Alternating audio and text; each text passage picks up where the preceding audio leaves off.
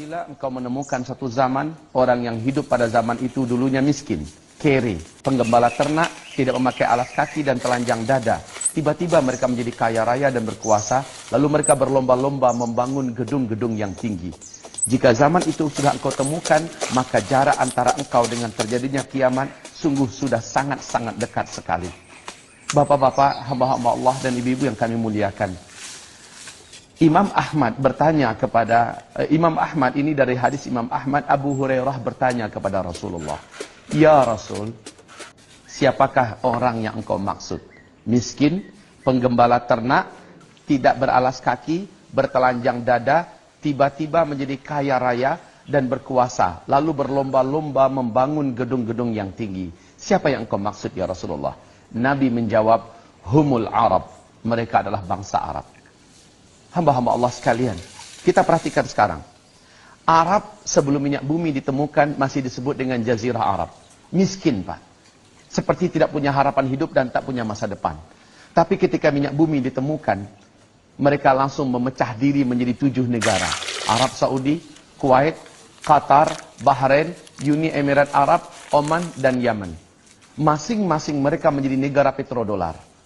Kaum muslimin, lihat sekarang apa yang dibuat oleh negeri Arab. Di Arab Saudi, di Mekah Al-Mukarramah, gedung-gedung tinggi pencakar langit sudah mulai saling berlomba bermunculan. Lihat di Madinah Al-Munawwarah, Masjid Nabawi kayak tenggelam oleh hotel-hotel mewah di sekitar Masjid Nabawi berbintang 5. Silahkan pergi ke Riyadh, siapa yang tidak kenal semacam kota metropolitan ala Eropa, dibangun di masa Salman menjadi gubernur. Sekarang megah mewah. Silahkan datang ke Jeddah. Siapa yang tidak tahu dengan kondisi Jeddah hari ini kaum muslimin. Lihat Kuwait, ibu kota Kuwait. Ya Allah ya Rabbi, silau mata kita menyaksikan pembangunan yang sangat menakjubkan. Datanglah ke Dubai, datanglah ke Abu Dhabi. Lihat ibu-ibu kota yang ada di Arab hari ini. Ada perlombaan yang serius membangun gedung-gedung yang tinggi. Dulu mereka miskin, penggembala ternak. Tiba-tiba mereka menjadi kaya, lalu berlomba-lomba membangun gedung-gedung yang tinggi. Hari ini bapak-bapak yang kami muliakan, gedung tertinggi di dunia adanya di Dubai. Namanya Burj Khalifah. Ketinggiannya 868 meter. Tetapi sekarang di Jeddah masuk tahun ke-6 sedang dibangun gedung tertinggi di dunia yang akan mengalahkan gedung yang ada di Dubai. Namanya Kingdom Tower. Ketinggiannya 1,2 km. Diperkirakan 2018 selesai. Yang membangun adalah orang terkaya nomor 5 di dunia. Pangeran Al-Walid bin Talal yang akan menghabiskan dana diperkirakan 124 triliun. Kaum muslimin, mereka miskin, penggembala ternak. Tapi sekarang sudah kaya raya, berlomba-lomba membangun gedung yang tinggi. Nabi bersabda, jika zaman itu engkau temukan, maka jarak antara engkau dengan kiamat sudah sangat dekat. Sudah sangat dekat. Kenapa ulama-ulama dunia sekarang banyak yang menangis? Dan mereka menulis, membicarakan dengan serius bahwa kita sudah di akhir zaman. Mari kita lihat pada fakta yang lain. Kaum muslimin, Nabi mengatakan, umat beriman di bumi ini hanya ada 5 fase. Fase pertama adalah fase kenabian, aku yang memimpin mereka. Fase ini berakhir dengan wafatnya Nabi Muhammad. Yang kedua adalah fase di mana para khalifah yang memimpin selama 30 tahun. Dan itu berakhir dengan wafatnya Khalifah Ali bin Abi Thalib.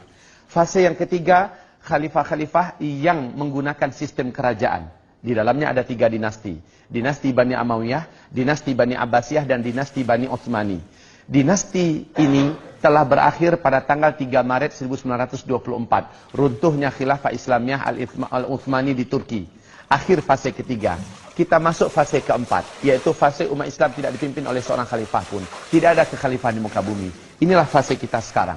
Pada fase ini Nabi mengatakan Islam jadi pecundang. Kaum muslimin jadi bulan-bulanan. Mereka banyak tapi tidak berharga, tidak dinilai, dan betul-betul dalam keadaan ketertekanan dan luar biasa.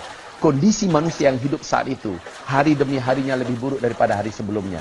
Dalam urusan ekonomi, dalam urusan politik, dalam urusan pendidikan, dalam urusan moral, dalam urusan keadaan alam. Apa saja keadaan makin ke depan itu makin jelek. Ini pada fase keempat. Fase ini pasti berakhir kata Nabi.